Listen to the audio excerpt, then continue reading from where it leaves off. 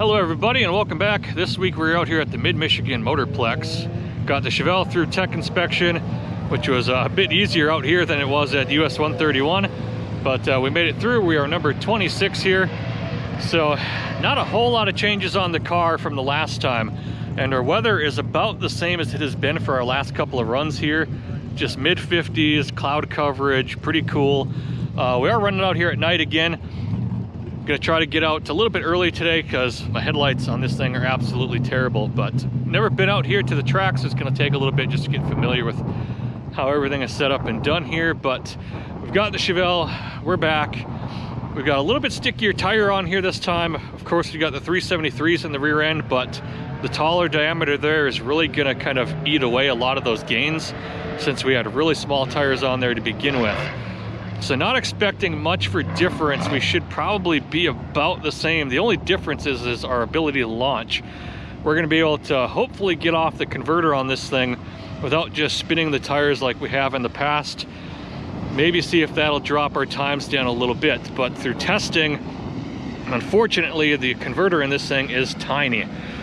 I was trying to just test in my driveway there just to get a ballpark of where this thing stalls at, and it is right at about 1500 RPM, maybe 1600 RPM before those tires want to start spinning. So really not much there for stall, so we really can't even get the RPM up that much before we launch, so a bit tricky. But I'm gonna go ahead and get lined up and see what we do.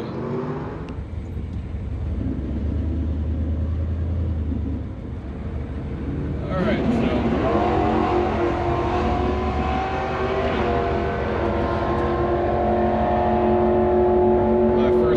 being here, let's see how this goes.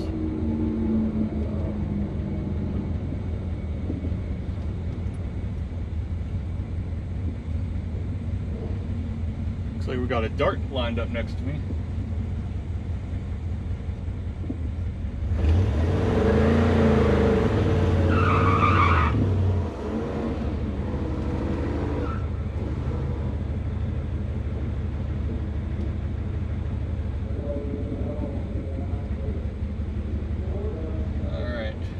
To these lights, so try to do this as gently as we can here.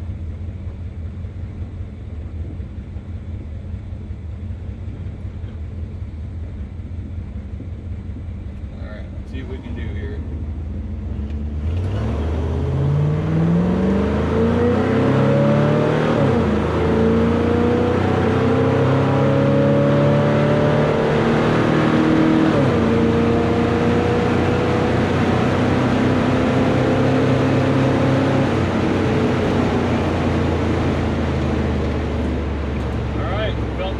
Coming off the line there. Definitely no wheel spin. I just kind of got to get used to the lights a bit. That was a fun run though, running against that dart.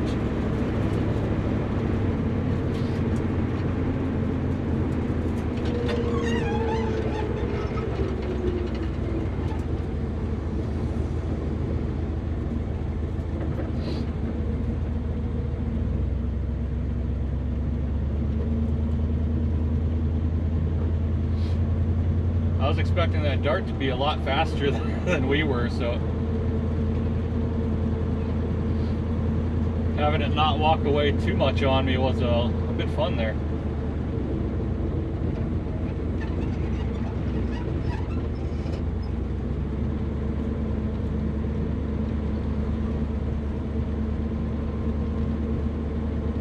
Now I just need to figure out where the booth is.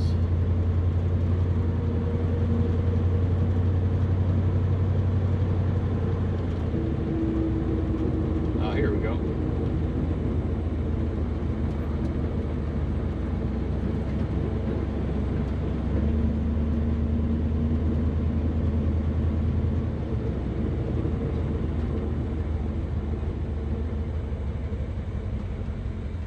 Hello there. Thank you. Yep. So the first run there, not too bad, just kind of getting the cobwebs out, just trying to feel out where the staging lights are and stuff like that. Just trying to get a bit familiar here with the run. So pretty close to our ballparks there. I'll reveal all those at the end here. I'm gonna try to see if I can get a little bit more converter in it this time and see if we can just kind of stay there in place a little bit longer before we end up going. But that's the thing with this converter being so short, or whatever you want to call it. There is just not a whole lot of RPM to work with before it wants to push the front end through the lights. So we're just gonna keep going and see if we can get it a little bit better. See what we can do. But the tires there definitely hooked up. There was no slip, no loss, no nothing like that. So yeah, I'm used to having somebody standing around kind of waving you in, but here you just kind of got to round the corner and pay attention.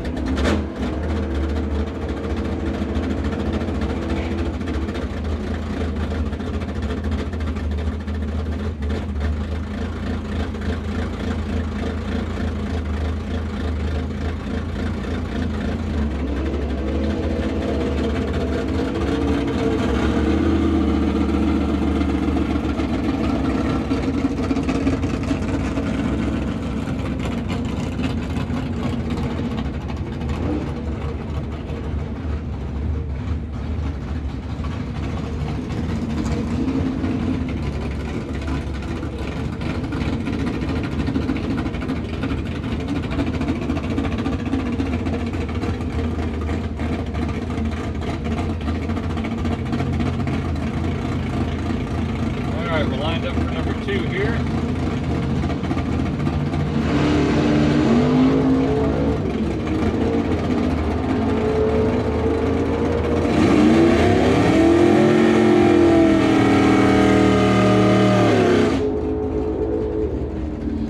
Alright, we got what appears to be a really fast CUDA or something along those lines over there.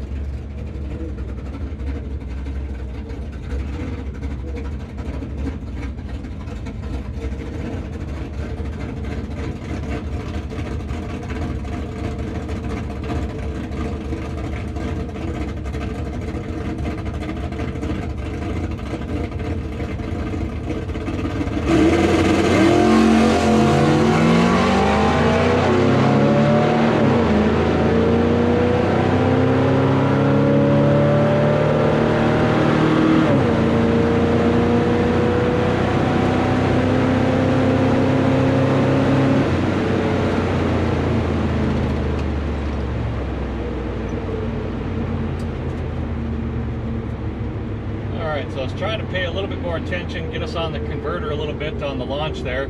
I think we actually won that because the other guy red lighted. But wow, some fast cars out here.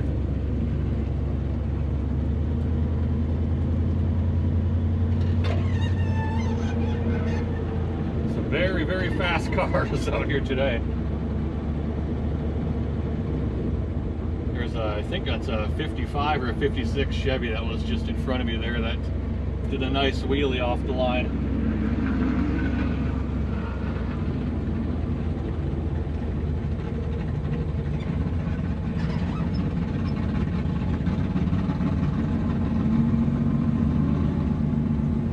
Thank you. A little bit better than the last run, but if anything else, we are extremely consistent. That's kind of the one thing we got going for us today.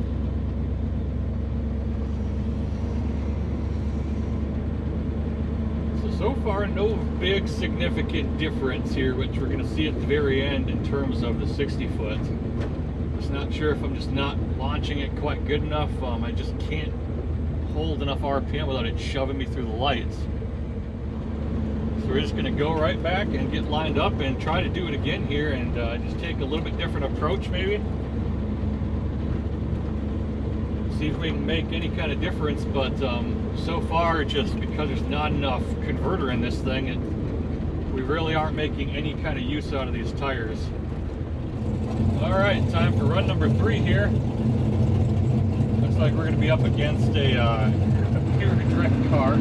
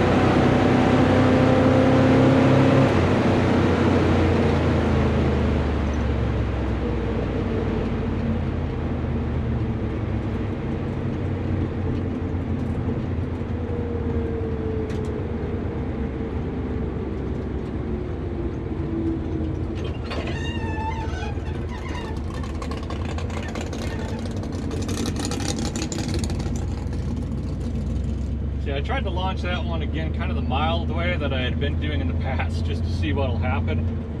And we'll see if that does anything better. It felt pretty decent overall, but just gonna see if that's doing anything to our 60 foot, maybe improving it a little bit more than just trying to get off this converter, if that's just causing it to bog down or what the conditions may be.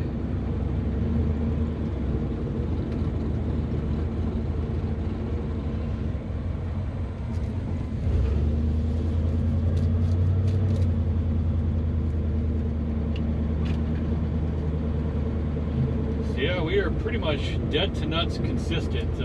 We would make a hell of a bracket car right about now. Alright, so we're back in line now for run number 4. I'm going to try to be a little bit more aggressive on the line.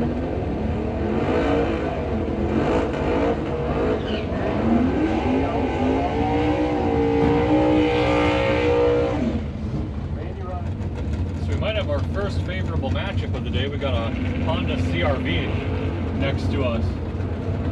Only 3 for Ronnie in the Oldsmobile.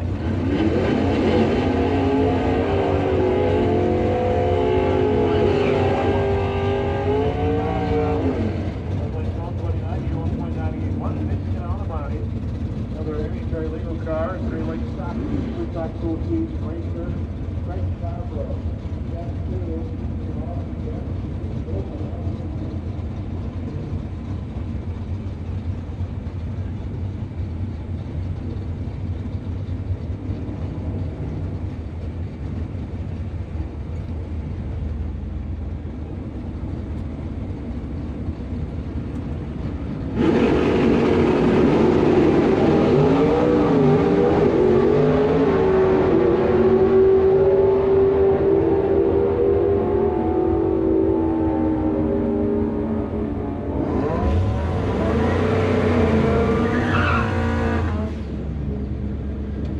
CR-V sounds fast, so maybe this isn't as favorable as I thought.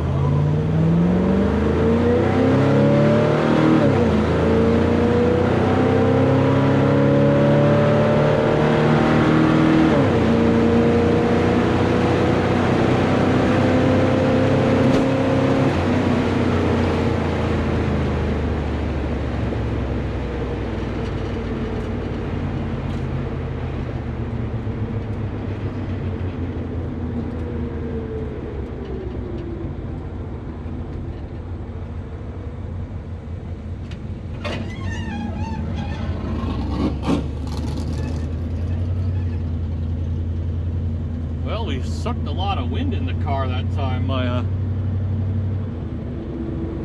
package tray blew out in the back. So I'm not quite sure what that was all about. That kind of scared and startled me.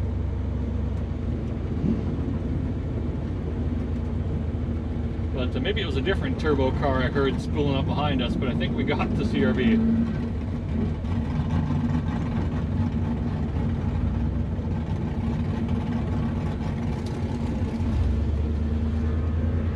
So I was a lot more aggressive off the line there, trying to get some RPM up, and was definitely wanting to push through the gates, but I think I made it through cleanly. But it didn't help our time any.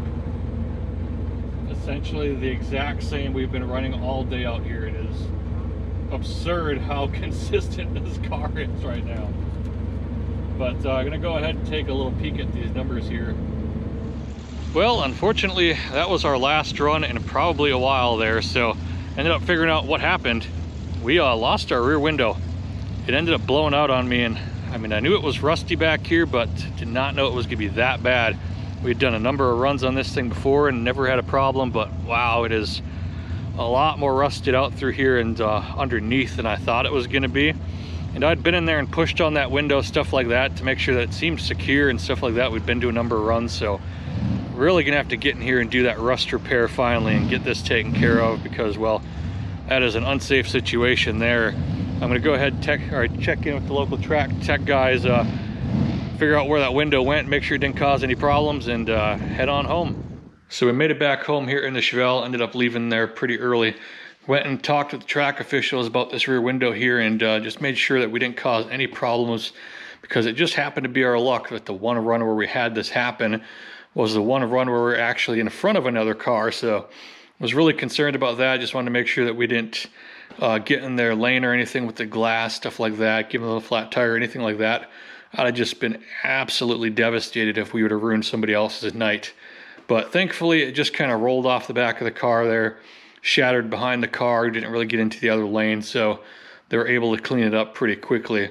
It could have been a whole lot worse of a situation, because that is a whole lot of glass. That is a big, heavy object to be flying around out there, so just glad it was not worse than what it was. But still, just kind of kicking myself over this. I mean, it's not something that I neglected or overlooked. I knew this was bad back here. When I first got the car, as I mentioned before, I came through here, just kind of pushed around on the glass from the inside in various locations to see like how solid is this thing? Is it coming loose? Does it feel floppy or like it wants to fly out of here? And it felt pretty good and pretty solid when I first got it. And then when we started driving it around and we'd take it out for those initial test drives, I checked it again after all those just to see if it was bouncing loose, anything like that, or if it was coming loose from running with like the windows open, that sort of thing. And then a couple of weeks back there, after we took it to the track and we got our first runs under power, I got back in there again and was pushing on it, stuff like that, after those couple of runs, to see like, hey, running it this hard out on the track, is it still holding up? And it seemed like it was in there pretty good. That's why I just kind of ignored on it and really didn't start doing the rust repair back here. But I mean, just looking over the channel there, you can tell just how rusted and rotted everything is, and there was not much holding that thing in there. So just kind of mad at myself that that occurred. But we're gonna try to see if we can get this fixed up. I found a spare piece of glass pretty local here that I might be able to pick up, just a factory replacement. Otherwise, I may go ahead and just try to get like the flush fit Lexan back here, and we'll just kind of screw it into place for now, because I want to do the rust repairs, but I'm not sure if I want to do full quarters to deal with like the rust down there and that sort of stuff. And if we just end up doing minor rust repair and then having to come back and fix everything, it's just kind of money down the drain. So if I can just get by with something else, it'll be a little bit easier for now. We may go that route, but kind of up against the gun here because I have a very short turnaround here for my plans on the car. So I want to try to make it out to the next test and tune event at US 131, and that is 2 weeks away. And now if you're new to the channel and you haven't really been following along with all of the videos and stuff like that, my goal for this car and most of these runs that we have done right now was just setting the baseline of the car. So I picked this thing up. It had been parked in a carport since the late 70s, hadn't moved, the engine was seized up on it, stuff like that. And the question I had was, you know, if we'd have met the guy maybe a month or two before he parked this thing with this car and he'd have gone out to the drag strip, what would this thing have done? What would this thing have ran more or less in that condition back in its day? And that's what I've been out here just chasing. And that's why we really hadn't made a whole lot of major changes to the car in terms of performance, stuff like that.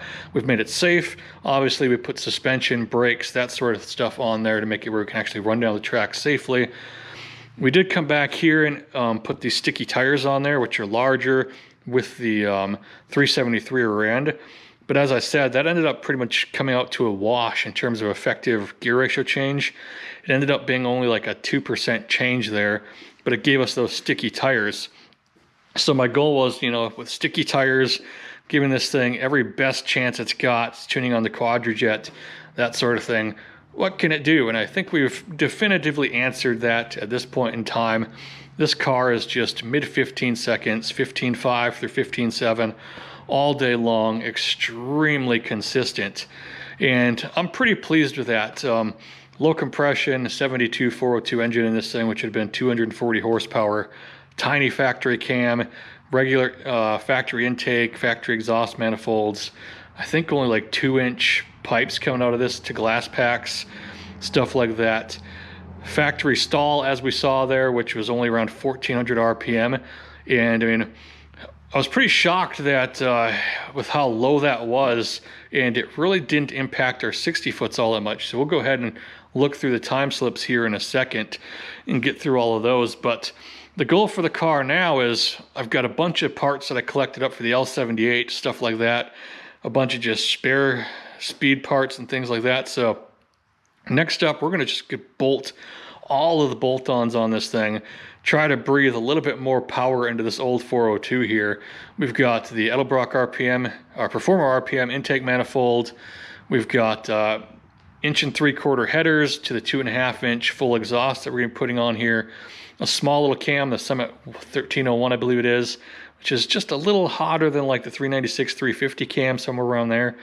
I've got new valve springs to go along with that. We may even swap out to closed chamber heads, bump this compression up. It should get us around like 9.7, 9.8 to 1, somewhere around there. And that should give this thing pretty much its best chance to get down the track quickly with that regular, just original short block on it. But the converter, big issue with that. I mean, that paired up with those stickier tires, I was thinking we were going to get somewhere around like the 2s, like 2.0, somewhere in that range. And you'll see in a second here that it made a difference, but nowhere near as significant as I thought, because that converter was our limiting factor. So as you know, I do plan on getting rid of this TH400 in here, going to a 200R4, and I've been on the fence about like, okay, what do I want to do in the short term with all of our hop-ups here. With that small little converter there and all these hop-ups, we're not going to be able to do anything getting off the line with that low of a stall. So was browsing around, looking on Marketplace, really couldn't find a converter I liked. I was looking for something around like the maybe 22 to 2500 RPM range, something like that, for the hop-ups and the upgrades we want to do on this motor. Couldn't find anything cheap and available for that. So instead, what I ended up doing is read a lot of really good feedback about a place out of Texas called Freak Show Performance. So I gave him a call just about an hour or so ago. Ended up catching him and chatted with him about my plans for the car and the L78, and he's going to go ahead and put me together one that's going to be about 3,000 to 3,200 RPM. And that should be maybe a touch on the high side for the upgrades we're going to be bolting on here, but it should pair up fairly nicely with the L78 just for now. And then when we get the 200R4, everything else, we can just swap over to it at that point in time. But we'll be able to put the L78 in here probably a little bit sooner than I was thinking, and even do some runs with that on the original TH400 and things like that. So lots and lots of work to do on this thing, because I want to get all these bolt-ons, get that torque converter in here, everything else, and get this thing up to the track in 2 weeks' time. So I am going to get to work immediately after we finish up here. So let's go ahead and get those time slips out right quick. I'll walk you through all of those, show you what we did. So I've got all the time slips out here. I ended up going through all these and just kind of getting a baseline of where our 60 foot was on those old tires, and it was pretty much right around 2.25 to 2.35, excluding of course the runs where I just smoked the tires and stuff like that. So that seemed to be about our standard average. Then we had those two really good runs there to end out the last time we were out there, where we ended up with our best runs overall. And those were where we ran the 15.51 and the 15.50. And the 60 foot on those was 2.21 for the 15.51 and 2.196 for the 15.50. So we had a couple of them that were pretty good there. And these sticky tires here, I was hoping we were going to be able to get somewhere down like in the 2.0 range, somewhere around there. But when I was playing around out in the driveway there, before I ended up going up to the track, I realized that the stall on this thing was only about 1,500 RPM with these tires on there and that rear gear and everything else. I was kind of like, well, that's not going to work out quite the greatest for us. I don't know that we're going to get that much off of there. And unfortunately, I was correct. So let's go through what we did here. So on our very first run there, this was kind of just the gentle shakedown run, as I called it, but our 60 foot really wasn't that bad.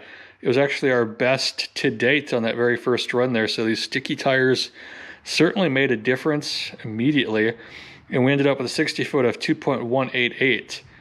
But we were pretty much slower everywhere else on the track. At the 8th there, we were at 10.003, at 68.44, and of course the quarter at 15.75 at 85.35.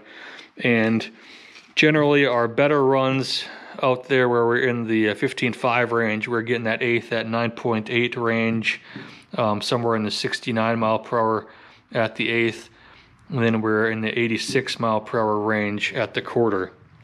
So we were giving up a little bit of speed down the track today, which ended up carrying through all of the remaining runs here. But I was pretty happy with that because, like I said, I really didn't do much on that initial launch for that one. Just kind of got up there, a little bit of RPM, and away we went. So in the second run there, tried to give it a bit more RPM, see if we could shave that down a little bit.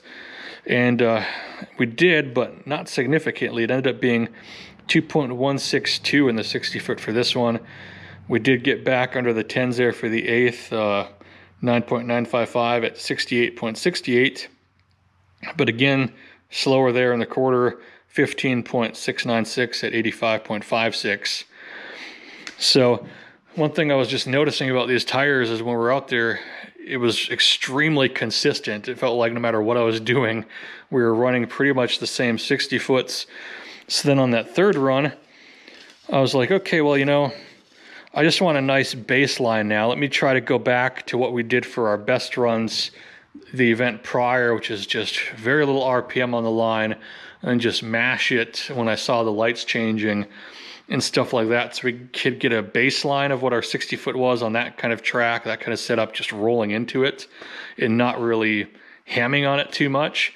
And well, surprisingly, the 60 foot was almost identical. It was 2.164, and our overall quarter mile time was almost identical across the board.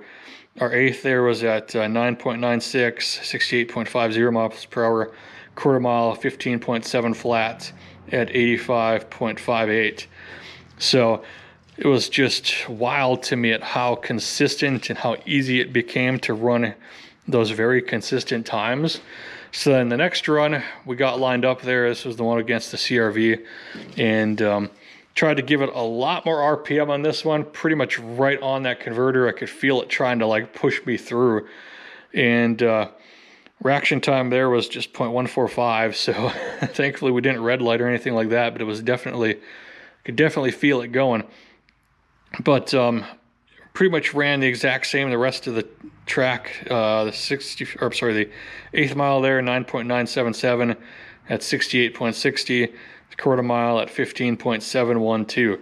So I mean, we just kept running these like 15.7s repeatedly, and unfortunately we didn't have a chance to go back there and try to play around anymore, but I don't know that there was really anything more I could do at this point in time. We'd tried just rolling into the throttle, coming off the lights. I'd tried pretty much being right up to the limit of the torque converter, where it was pretty much shoving me through. And the 60 foots, I mean, those last two runs, the 60 foot was identical. 2.164 for when I was basically pushing through and when I just mashed the throttle. So these sticky tires, that tiny little torque converter, it basically dropped about 1/10 off of our average in terms of the 60 foot there, but it made it where it's super easy to do.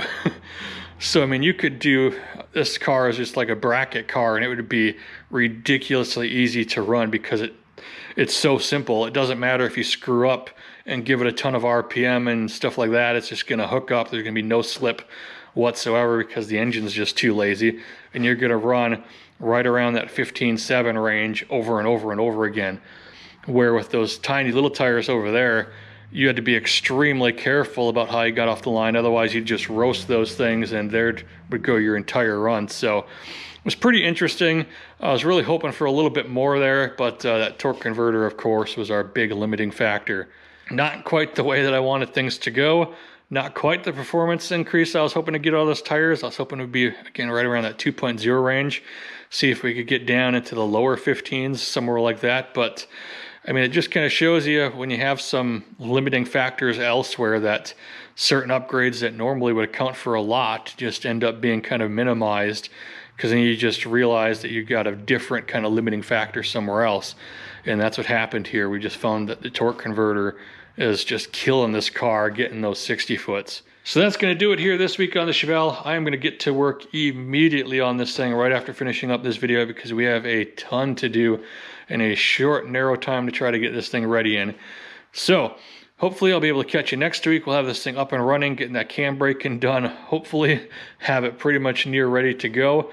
And then the following week, we'll be back out to the track and see what this thing can do with a bit of horsepower under it, a much better torque converter, and see if we can get some respectable 60-foot times out of this. So once again, thank you all for watching, and I will catch you next week.